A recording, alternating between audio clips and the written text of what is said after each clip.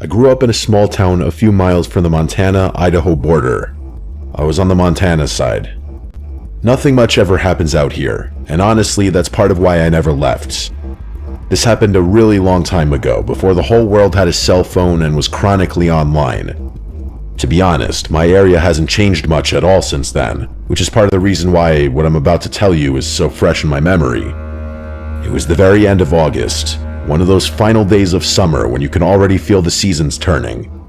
That morning, I was driving my usual route to work, just a 2-lane stretch of highway that cuts through farmland and low hills.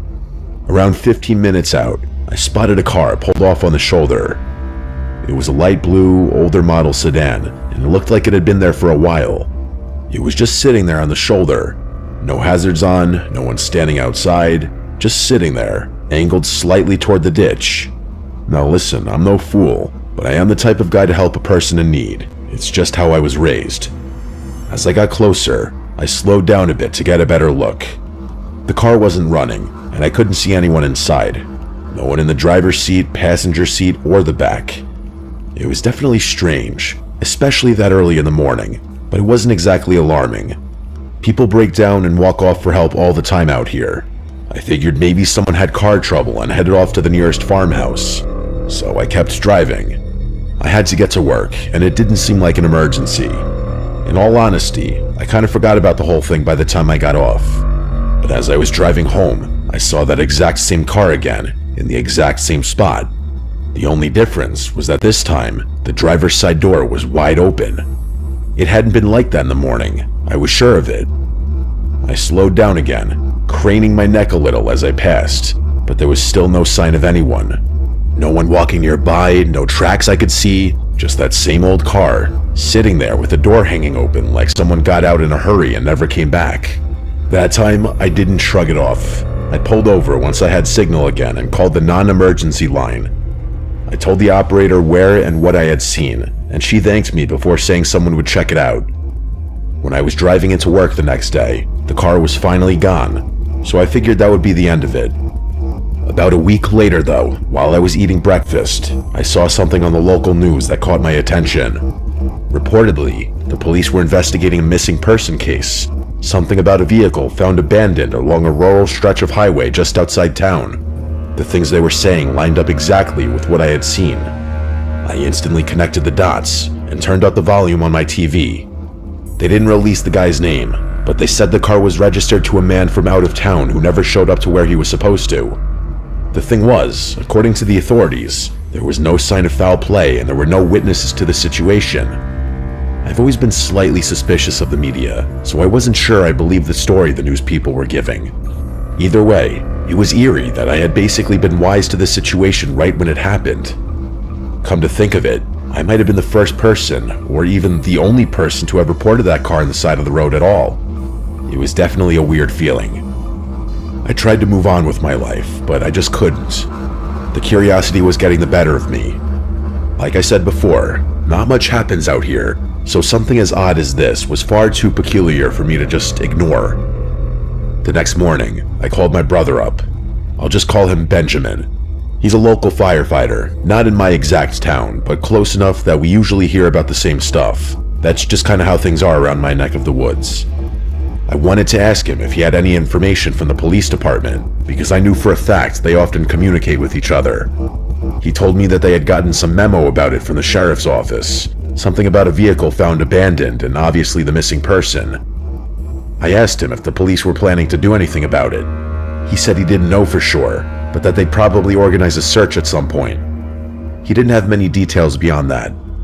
I told him we should help out and maybe see if a few of the guys from the station would be willing to join in too. At first, he was confused as to why I was so invested in the whole thing, but I eventually convinced him.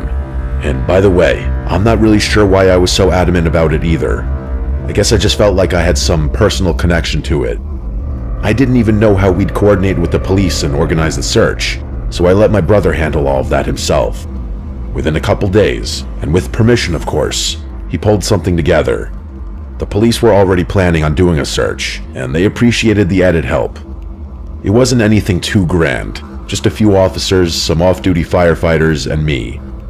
The search was centered around a shallow wooded patch and a couple of old irrigation ditches that ran just off the shoulder of the highway.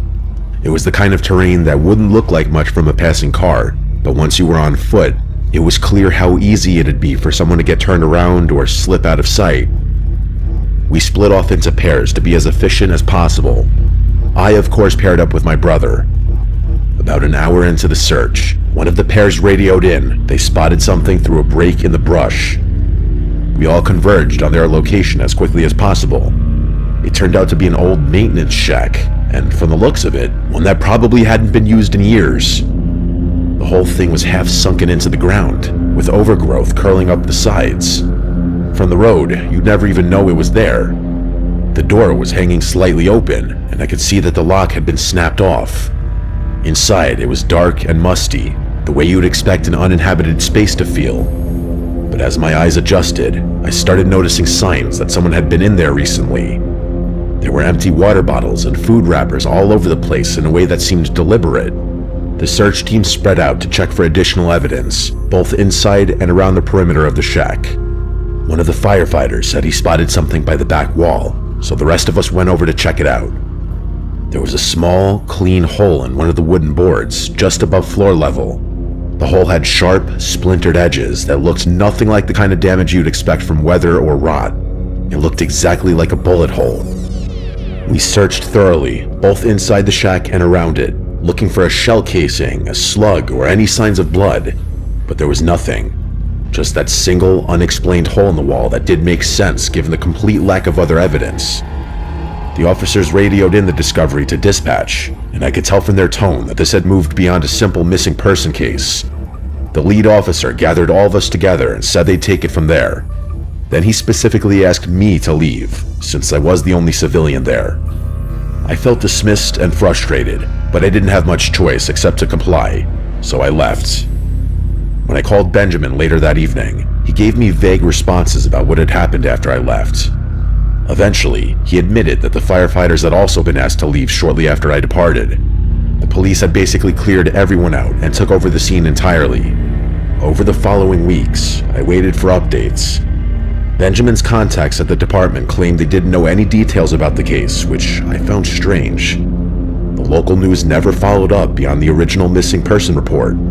It was like the whole thing had just been quietly dropped. Eventually, I decided to drive back and find the shack on my own. I was certain I remembered exactly where it was, so one day, I drove along the highway until I found the spot where we had begun the search. I spent hours walking the area where I was absolutely certain the shack should be. I followed the irrigation ditches to a T. Everything from the terrain to the sky looked exactly the same as it had that day, but there was nothing. No shack in sight. I started questioning my own memory. I figured there was a slight chance that maybe I wasn't looking in the exact right place, but even if that were the case, the shack should have been somewhere in that immediate range. I tried a different section of the search area, then another, but still found nothing. It was so strange. Stranger than I'm describing it now. I remember standing there in that overgrown scrubland, completely alone with the exception of the gentle breeze that whisked past me every so often. Peaceful, yeah, but strange. The only other explanation I could come up with was that maybe the county had removed the shack entirely. It wouldn't have been too difficult to excavate the thing and haul it away, but that seemed like an extreme response to what was supposed to be a routine missing person case. Those were the only two options, though. Either my memory had misled me, or the shack was no longer there. I left shortly after that. There wasn't much else I could do, really. I was left with this uncomfortable feeling that something important happened during those final days of summer. Something I was briefly allowed to witness before being shut out to completely. Every year when August ends and I feel that familiar shift in the air, I think about that abandoned car and that bullet hole in the wall of a shack that may or may not have even existed.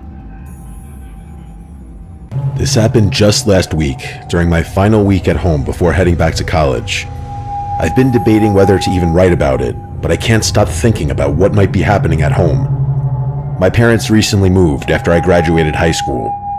They'd been talking about downsizing for years, and once I was heading off to college, they finally pulled the trigger. The timing meant I'd only been to the new place a handful of times. My parents had given me the basic tour when they first bought it, pointing out where everything was and explaining some of the quirks of an older home.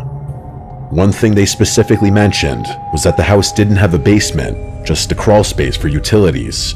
They seemed pretty definitive about that, so I never gave it much thought. My parents had left the night before for a week-long vacation, so I had the place to myself.